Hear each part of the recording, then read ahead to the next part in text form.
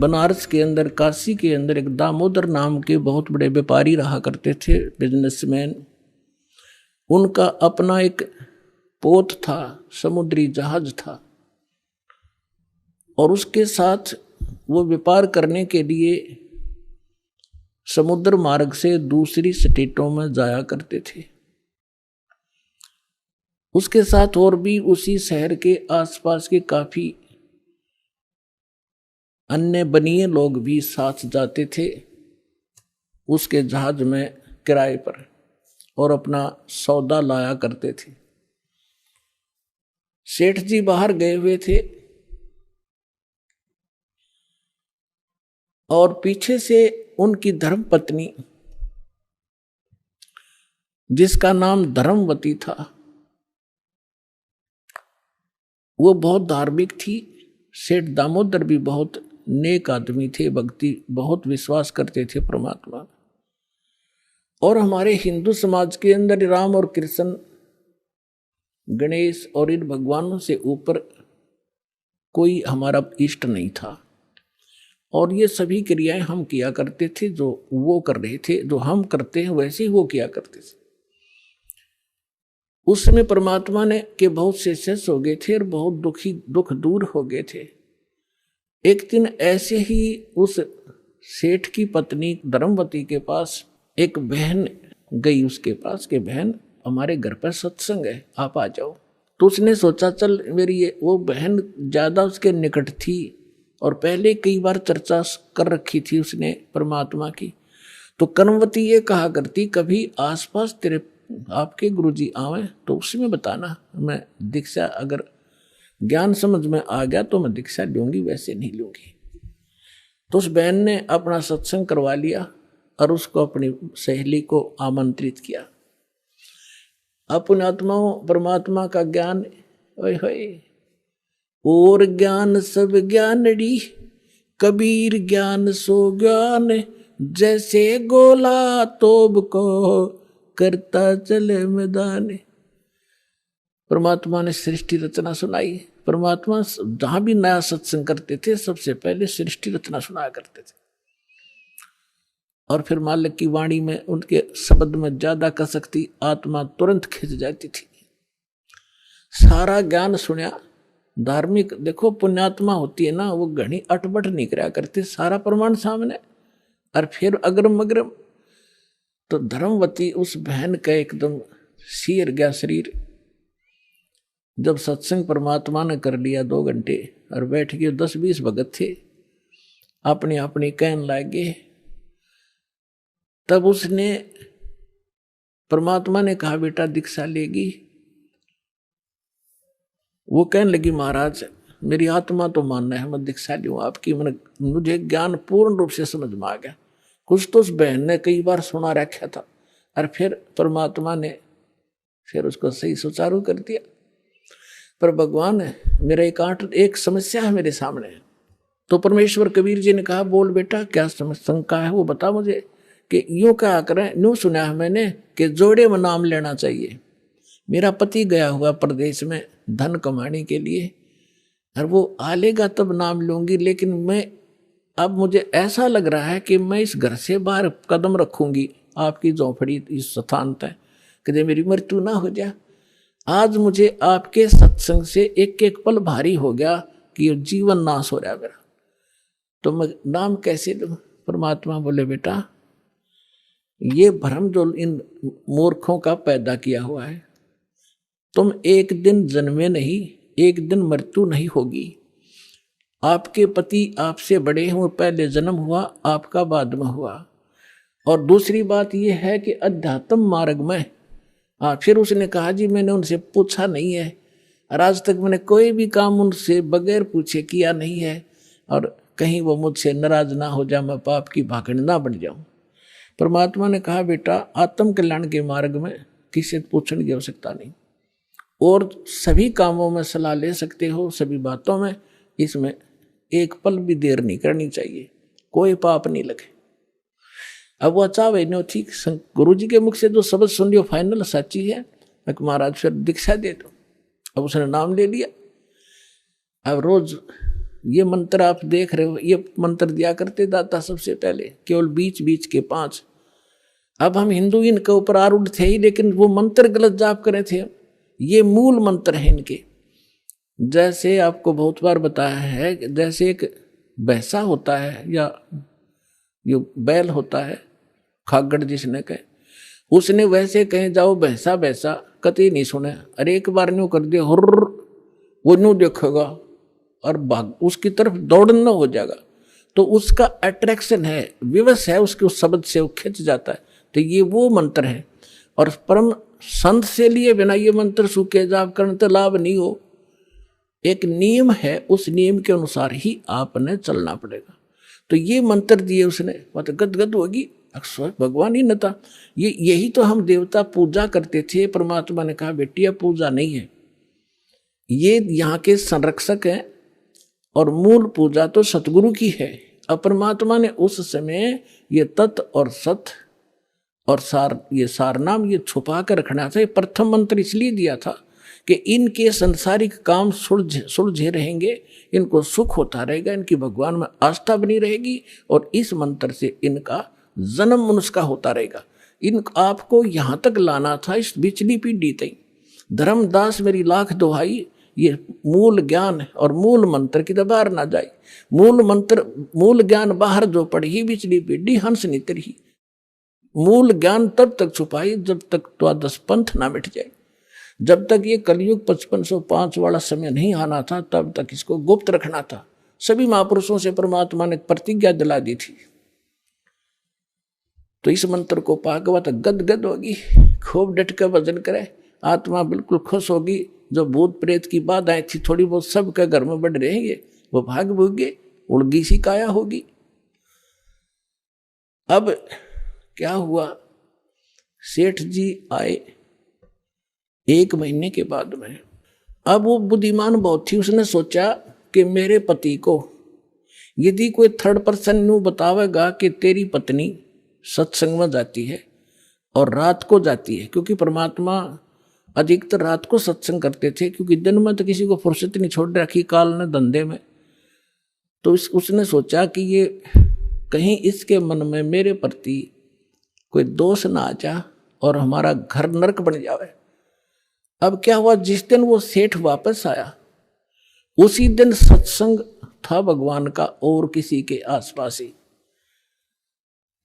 तो उसने सोचा कि अपने पति को मैं पहले बता दूं सारी कहानी, और ये ऐसा व्यक्ति है अगर मेरी बात को यो मान लेगा तो फिर ये किसी की नहीं सुनेगा। तो जब वो खाना खाने लगा, खाना खिलाते समय उसकी पत्नी ने कहा जी मेरे से गलती बन गई और मुझे क्षमा करोगे, माफ करना। वो कहने लगा कि मैं अपनी पत्नी पर विश्वास करता हूँ, मेरी पत्नी ऐसी गलती नहीं कर सकती जो अक्षम्य ना हो। फिर भी बता अक जी सचमुच माफ कर दोगे, गुस्सा तो नहीं होगे? अकना तू बता। मैंने जी आपके पूछे बिना, मैं ऐसे मेरी पड़ोसन नाम ले रखा है और उसके साथ में सत्संग में चली गई और परमात्मा की वाणी सुनी मैंने, मेरा दिल कर गया नाम लेने, और मैंने आपसे पूछे बिना दीक्षा ले ली। तो वो बोला बड़ी अच्छी बात, इसमें क्या पूछना था, या कोई बुरा काम किया तूने? भगवान की भक्ति की, बहुत अच्छी बात है। उसका उल्गा सा हृदय हो गया, अके भगवान बड़ी दया करी दाता, ये तो बिल्कुल सरल देसी बन गया। फिर उसने एक और पॉइंट सोचा कि एक बार इसको वो सत्संग स्थल दिखा दूं जहां हम जाते और आते हैं, ताकि लोग इसको भ्रमित ना कर दें तेरी पत्नी रात में भी जाती है, तो यो आदमी का जल्दी सी सेट नहीं होया करे। और उस दिन सत्संग भी था। तो उसने कहा जी ऐसा है, गुरुजी का आज सत्संग है वहां पर, और मेरी साथ की सारी सहेली चली गई, मैं आपके भोजन पानी में लग गई और देर होगी और ना गई तो गुरुजी के दिन नाराज हो जा, आप मेरे साथ चल पड़ो। तो वो कहने लगा देखो मैं थका हुआ हूँ, दूर से आया हूँ, आप जाओ।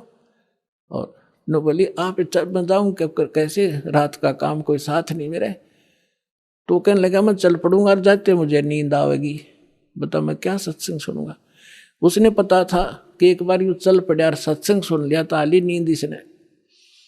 तो वो कहने लगी आप यूँ करियो, पीछे सी बैठ जियो, नींद आ जाता सो जाइए, गुरुजी कुछ ना कहा करे। तो उसने सोचा चल फिर तो कोई बात नहीं। वो दोनों पति पत्नी आ गए। अब बैठ गई पाछे ने, वो बैठ गया पीछे ने, भगतनी बैठ गई भगतमतियों में। परमात्मा ने वह सृष्टि रचना फिर सुनाई। वो तो जाने थे चोट ने सामने मारना। अब लाला जी ने किसी नींद आवे थी, उसका कलेजा फट गया, थर थर कांपे गात सारा। और नौके सोके सुने ज्ञान कड़ी कसूती तरह। अब सारा ज्ञान सुना के सुन लिया। जब अपनी उसकी पत्नी आई, जी नींद तो नहीं आई? कि नींद करे मेरे तो बेचैनी होगी, काहे की नींद आवे थी? एक न्यू पूछ ले गुरुजी ते मुझे नाम दे देंगे। तो उसने जाके कहा महाराज जी भगत जी आए हैं और यूं कहे दीक्षा मिल जाएगी। कहा बेटा बोला। तब उसने बोली कहा जा नाम देंगे आपको। सेठ जी जाकर बैठ गया पास में, कहने लगा भाई सुन ले लाला जी। परमात्मा बोले देखो सेठ जी, आप हो इन देवताओं के गणे पुजारी, और परमात्मा का नाम लेने के बाद आन उपासना नहीं करनी होगी। वो कहते 100 वर्ष सतगुरु की पूजा, एक दिन आन उपासी और वो अपराधी आत्मा फिर पड़े काल की फांसी। 100 वर्ष गुरु की अनुसार साधना कर ली, सतगुरु के अनुसार, एक दिन भी आन उपासना कर ली ना किसी देवी देवता की, पिछली सारा भट्ठा बैठ जाएगा तेरा। तो वो लाला जी बोला सेठ दामोदर, कहने लगे महाराज जी मैं बाणिया हूँ और सौदा करना खूब जानता हूँ। मैंने सारा कुछ सुन लिया और सब कुछ देख लिया। आज मैंने सारे कथा सुन रखी खूब बड़ी बड़ी, जो ज्ञान आपने दिया इस पृथ्वी पर नहीं। और मैं जो वचन कराया करूँ दाता, और पक्का करता हूँ आप मेरे गुरु, मैं आपका चेला। फिर कहा कि भाई देख मैं दानक और तू लाला जी, कल न तेरी बरादरी वाले भी तुझे धिक्कारेंगे। ने बोला जी मुझे नाम दो और आप साथ रहियो दास के, जो होगा सो देखी जाएगी, मुझे दीक्षा दो। और परमात्मा ने कहा कि और उपासना नहीं करोगे फिर किसी देवी देवता की, नहीं तो नुकसान हो जाएगा। लेकर नाम, और परमात्मा का हाथ से चित्र बनाया करते थे, वहाँ जब का हाथ से बनाया करते थे, सब जगह मिला करते थे। वो फोटो ले गया, जो विधि बताई थी विधान वो शुरू कर दिया आपने। फिर कुछ दिन के बाद वो कई दिन सत्संग सुने, फिर व्यापार में जाना था तो सभी वो दूसरे व्यापारी भी साथ थे। अब उसने क्या किया, उस जहाज के अंदर उसने अपना एक कक्ष बना रखा था जिसमें सारे देवी देवताओं के फोटो थे, और वहीं अपना घंटी बजाया करता, बैठ कर आरती करा करता, जय गणेश देवा माता थारी पार्वती, ये सारी कथा सारी आरती करा करता। अब उसने क्या किया, जाके पहले सारी मूर्ति उठाई और समुद्र में जहाज उठाए, समुद्र में जल प्रवाह कर दी, और एक फोटो परमात्मा कबीर जी का लगा लिया। अब दूसरे जो थे वो लाला जी, उन्हें देखा रहे दामोदर ये देवी देवताओं के फोटो कहाँ गए? तो उसने बताया भाई मैंने दीक्षा ले ली गुरु जी से, और गुरु जी का जो सतगुरु की पूजा करते हैं ना, वो देवी देवताओं की पूजा नहीं करनी होती, इसलिए मैंने वो आदर के साथ जल प्रवाह कर दिया। तो वो सारे कहने लगे रहे तू भट्ठा बैठावेगा, तेरा नाश हो जाएगा, तने कहाँ एक क्या क्या है ये कबीर, ये धानक एक दुल्हा, इसकी कड़फंटी में आ गया तू, कहाँ बातों में आ गया, तेने देवता छोड़ दिए, रामकृष्ण जैसे बलवान भगवान छोड़ दिए, देखना तेरा क्या होगा। वो बोले भाई कुछ भी हो मेरे साथ, आप अपनी क्रिया करो, मैं आपको ना कहता, आप मेरे पीछे क्यों पड़ गए, मैं अपनी करूँगा, आप अपनी करो। अब उस दिन उसके बाद उसको कबीर कहने लगे कि यू आ गया कबीर, दामोदर कहना छोड़ दिया। ने बोला भाई कुछ भी कहो, थारी भी जी पवित्र है, भगवान का नाम लेने थे, ठीक है मुझे मालूम है तुम किस विषय से कह रहे हो, कोई बात।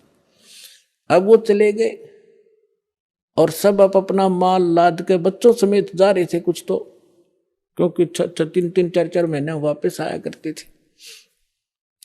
जब वापस आ रहे थे पूरा माल लाद के, और बीच में जब आ लिए समुद्र के, एक भयंकर साइक्लोन उठा, तूफान, समुद्री तूफान 30-40 फुट ऊंचा होकर, और इतनी 200 किलोमीटर प्रति घंटा की स्पीड से चला करता, जहाज का निशान भी ना पाओ उस पर कित पड़ा है। और देख लिया उन नबी, क्योंकि छोटे मोटे तूफान कई बार ऐसे होते थे, उनको पता था ऐसी सती थी बहुत भयंकर होती है। दिन का समय था, उन्होंने देखा तूफान उठ गया भाई, शाम का समय था, बिल्कुल सूर्यास्त होने वाला था। अब इतना भयंकर तूफान उठा, उन्होंने देखा कि वो तब हो गया, काम बिगड़ गया। और तो थोड़ी बहुत तूफान दूर था, समुद्र में हलचल पहले शुरू होगी और जहाज डगमग करने लगा जो बुरी तरह। अब सारे अपने अपने देवता ने याद करें, कोई राम ने, कोई कृष्ण ने, जो भी जिसका इष्ट था, और दामोदर शांत बैठे। अब सब घबरा रहे थे, घिघी बंदगी, बच्चे मरे, सारी संपत्ति का नाश हुआ था। तो वो कहने लगे, दामोदर आप क्यों नहीं अर्ज करते अपने गुरुजी से कि मैं क्या करूंगा, मेरा गुरुजी तो गरीब सा व्यक्ति है, मेरे भगवान, और आपके इसे ताकतवर भगवान जी ने पहाड़ तक ठा दिए, आप बच्चों जोड़ा मैं बच जाऊंगा, आप कर लो अपनी अर्ज। जब उन्होंने देखा कोई जतन काम नहीं कर रहा, उनमें एक वृद्ध लाला जी था, नो क्या करें भाई, क्या अगर सतगुरु का भगत तगड़ा हो से आप एक वे अर्ज कर दो। नो बोला तुम बैठ जाओ, कदे बीच में फिर नो को महाराणे ने सुन ली थी, अग बैठा को नहीं जाता तो कर लिया, रजम बंद हो जाते।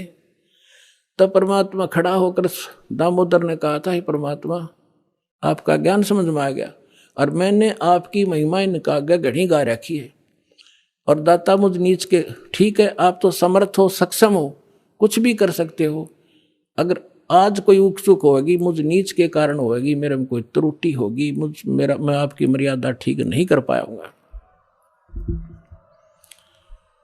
हे परमात्मा आपकी बेइज्जती का कारण ये दास बनेगा। न्यू कह कर बेहोश हो गया और जैसे पुकार के इस बात ने सोच कर मैं तो बहुत क्या करता, परमात्मा न्यू कर दिया, उसका न्यू कर दिया, उसके ऐसे कर दिया। इतने समय में अंधेरा हो गया, रात के 8-9 बज गए, और तूफान ऐसे चांदनी रात्रि थी, ऐसे बैठ गया जैसे छाड़ा सा वहीं का वहीं, नो का नो धरती।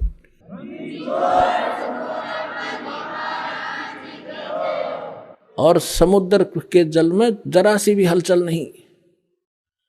अब उस दामोदर को पानी के छींटे छाटे मार के मुंह पे होश में ले आए। तब उन्होंने कहा कि भाई दामोदर हमसे बड़ी घनी गलती हुई, हमने आपके गुरुदेव की बेइज्जती करी, हम कति नीच प्राणी हैं। और उन्होंने संकल्प कराया था कि यदि आज जान बच गई, हमारे भगवान तो फेल हो लिए, जब आज इस तूफान रुक गया, हमारी जान बच गई, दामोदर हम तेरे साथ चलाएंगे, नाम लेंगे उस परमात्मा का। तब दामोदर को कंधे पे बैठा लिया उन लालाओं ने, और बोले बोलो दामोदर की जय। ने बोला नहीं, जय बोलो जिसने यू काम कराया है, बोलो कबीर परमेश्वर जी की जय हो।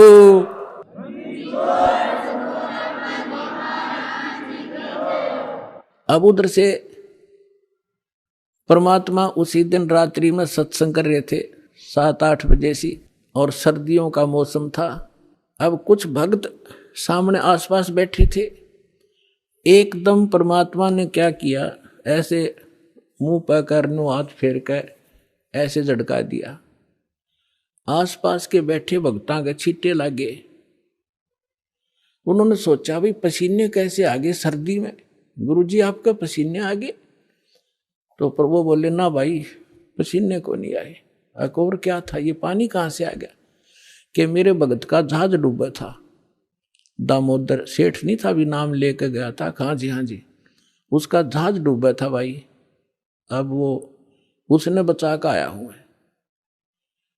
अब वो भगत सोच रहे थे अब भाई, अब क्योंकि हम भक्ति अवश्य करते हैं लेकिन विश्वास दृढ़ नहीं होता, और परमात्मा कहते हैं कहा हो तो हरि नाम से, जब मन में नहीं विश्वास, बिना विश्वास के जो भक्ति करते हैं वो सफल नहीं होते। तो वो कच्चे से थे और मन में उनका न्यू थी, ऐसे ही शब्द गा रहे थे, ज्ञान सुना रहे थे, पसीने आगे होंगे, हमारे सामने बैठे और वहां कैसे समुद्र में जहाज बचा के आए हैं, वो तो बात कही आई हुई। अब वहां से जब वो चलकर आए सेठ, 1-2 दिन और लग गया उन्होंने। उस दिन फिर सत्संग हो रहा था, वो पहले अपने घर गया, घर जाके पता चला कि मेरी धर्मपत्नी भी उड़े जा रही है, सत्संग में गई हुई है। और सारे वो सेठ ने बोले पीछे घर जावांगे, और सारे बच्चा ने साथ ले रहे। पहले अब परमात्मा का उपदेश लेंगे, जब घर बढ़ाएंगे। अब हमारा बाकी आज का जीवन, आज के बाद का जीवन उनका ही हमारा। और सारे वहां चलेंगे, सीधे वहां 15-20 लाला जी और उनका परिवार। अब क्या हुआ, अब उधर सत्संग चल रहा था और वही भगत मिले जुले से वो आया करते उस क्षेत्र में, तो सारे वही बैठे। और पीछे तय क्या हुआ, वो सारे के सारे जाकर बाहर खड़े हो कहने जय हो पाबंदी छोड़ कबीर साहब की, जय हो भगवान कबीर साहब की।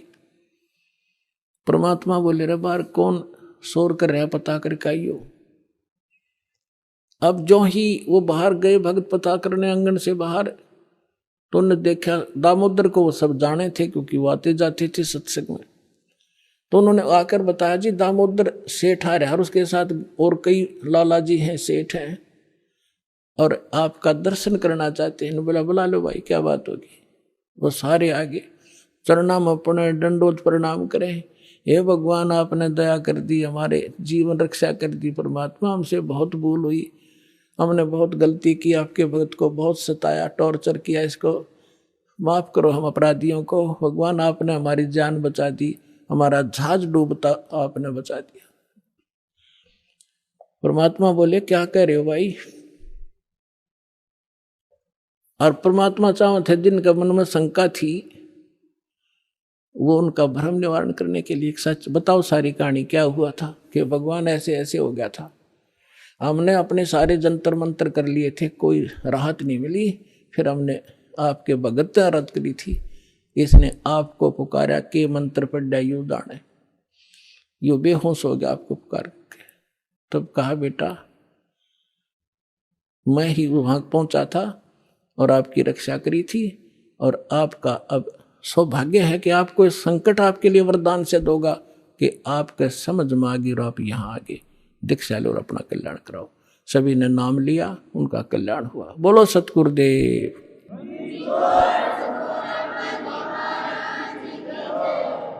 दामोदर सेठ के हुए थे अकाज, अर्ज करी डूबता देख जहाज। दामोदर सेठ के हुए थे अकाज, अर्ज करी डूबता देख जहाज। लाज मेरी रखियो गरीब नवाज, समुद्र से पार लंघाने वाले। लाज मेरी रखियो गरीब नवाज, समुद्र से पार लंघाने वाले। धन धन सतगुरु सत कबीर भक्त की, पेड़ मिटाने वाले सत साहिब।